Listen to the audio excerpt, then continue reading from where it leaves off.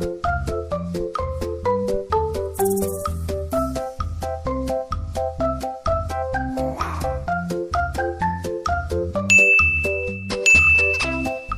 warahmatullahi wabarakatuh. Hai anak-anak kelas 6, bagaimana kabarnya hari ini? Semoga kalian selalu dalam keadaan sehat ya anak-anak.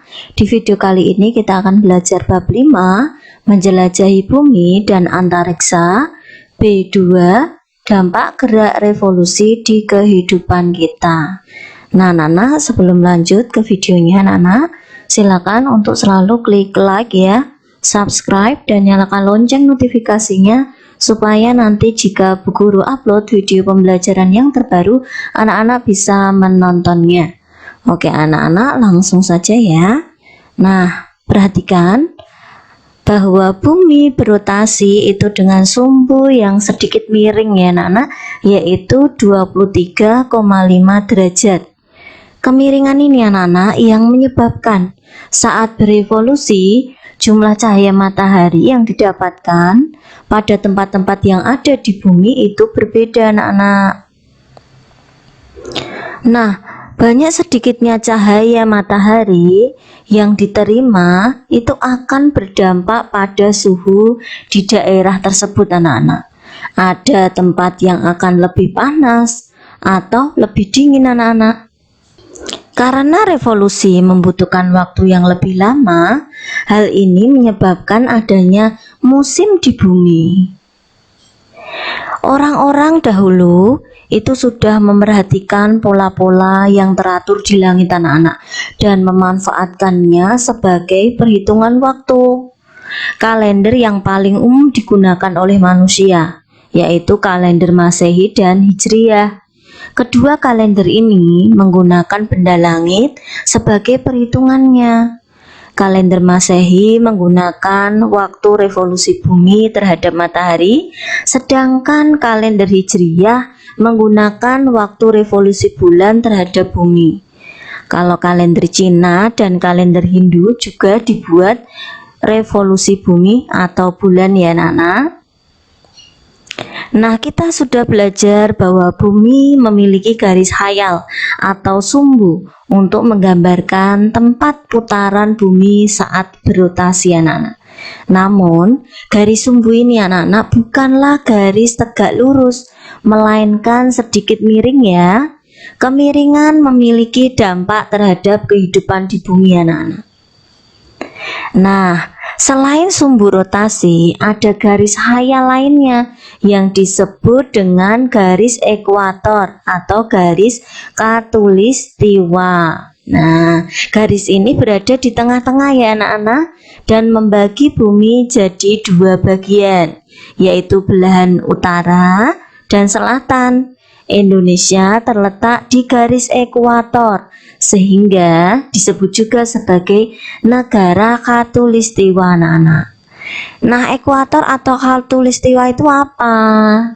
Nah, khatulistiwa itu garis khayal yang mengelilingi bumi, membagi bumi menjadi dua belahan yang sama, yaitu belahan bumi utara dan belahan bumi selatan anak-anak.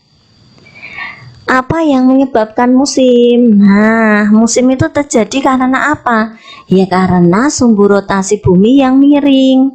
Nah, kemiringan ini menyebabkan tidak semua daerah di bumi mendapatkan sinar matahari yang sama anak-anak. Daerah yang mendapatkan sedikit sinar matahari akan lebih dingin dibanding daerah yang mendapatkan lebih banyak sinar matahari. Sekarang, mari kita lihat posisi bumi ya, jika kita bagi menjadi 4 bagian saat berevolusi. Nah, ini bulan Desember, kalian perhatikan. Belahan selatan bumi mendekati matahari anak-anak dan mendapatkan sinar matahari lebih banyak dibanding belahan utara. Hal ini menyebabkan terjadi musim panas di belahan bumi selatan dengan siang hari yang lebih panjang dibanding malam. Sebaliknya anak-anak, belahan bumi utara mengalami musim dingin dengan siang yang lebih pendek. Untuk berikutnya yaitu di bulan Maret. Nah, belahan bumi utara dan selatan itu akan mendapatkan sinar matahari yang sama ya.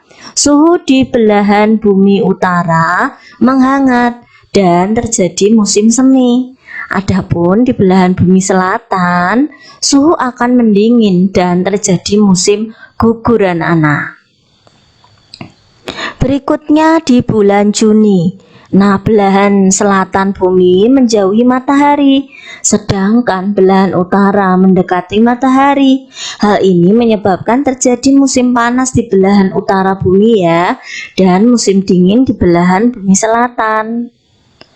Berikutnya yaitu di bulan September, belahan bumi utara dan selatan akan mendapatkan sinar matahari yang sama. Suhu di belahan bumi selatan menghangat dan terjadi musim semi. Adapun di belahan bumi utara, suhu akan mendingin dan terjadi musim gugur. Nah, daerah khatulistiwa mendapatkan sinar matahari yang hampir sama, sehingga hanya mengalami dua musim, yaitu musim hujan dan kemarau anak-anak. Nah, kita bahas untuk tahun kabisat. Nah, pada kalender Masehi anak-anak ada fenomena loh yang disebut sebagai tahun kabisat, yaitu tahun di mana waktu di bumi bertambah 1 hari. Sekarang kita akan mempelajari mengapa fenomena ini terjadi. Pelajari tabel di bawah ini sebelum memulai ya. Kalian pernah melihat tanggal 29 Februari itu pasti terjadi setiap 4 tahun sekali. Namanya kalender kabisat. Nah, itu namanya tahun kabisat anak-anak ya. Oke. Nah, di tabel ini ada pertanyaan nih.